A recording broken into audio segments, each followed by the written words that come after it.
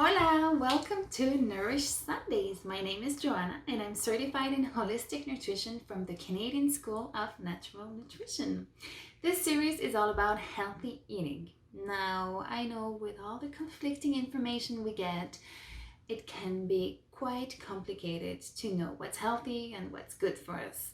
On top of that, add feeding children who may well be picky eaters, and that adds another level of complexity. So through this series, I'm hoping to provide some simple, practical tips to make your day-to-day life a little easier. Today, the topic is fortified or enriched food items. So you may have seen it around on food labels, food packages. It's fortified or enriched. One good example is flour, and I'll get back to it in a minute. But basically, what does it mean? So what it means is, in a simple word, is that it's been processed.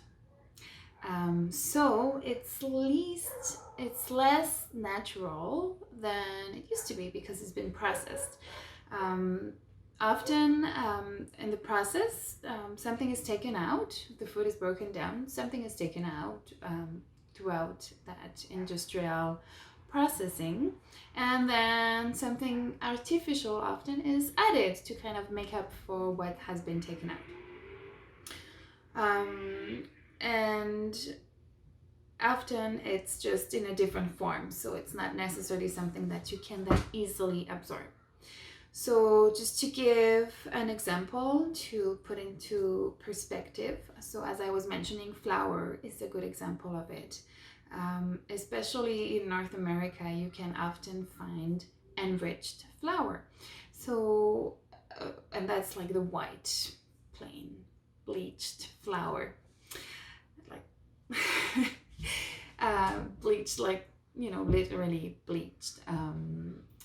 Which doesn't sound super natural and healthy, just the word, if you think about it. But just to explain a bit, in the process of breaking down the wheat, often the bran and the germ are separated and are removed. The germ is removed, and naturally when you find wheat, that combination of bran and germ, which is the germ is where it contains all the nutrients and the fiber that's good for us.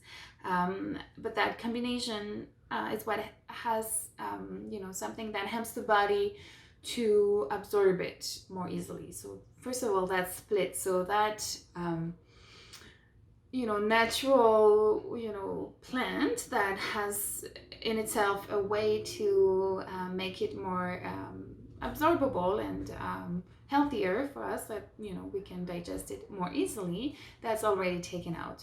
And also in the process, over 20 nutrients like minerals, vitamins that are naturally found in the plant are taken out, and that's basically to give a finer texture to the flour, and also a longer shelf life actually. And that also to make it whiter, it's bleached, because for some reason people like white food better when it comes to flour.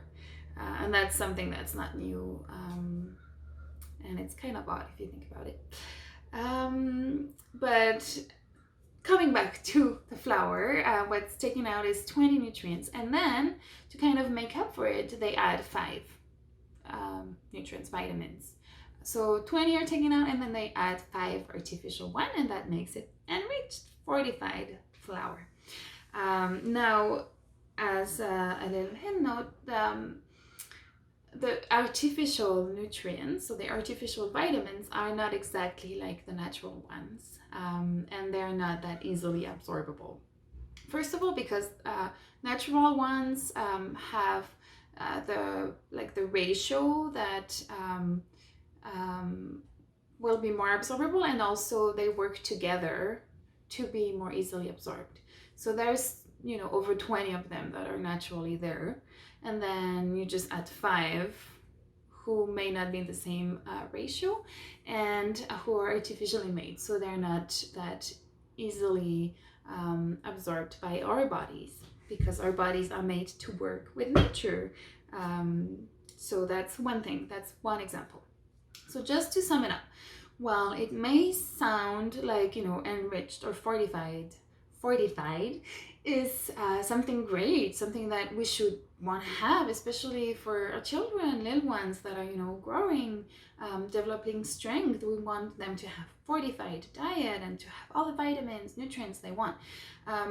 Well, that may sound good. Actually, when you think about the whole process, what it involves, and the mechanical industrial processing that's behind all of it, it's not that great for us. So if you can avoid enriched or fortified ingredients, particularly flour, and particularly for your little ones, then it's probably better in the long run. And it's not, adding all those things that we don't really need in our body on top of everything else that may be affecting our well-being. All right, thanks for listening. Eat well, be well, and see you next week. Ciao.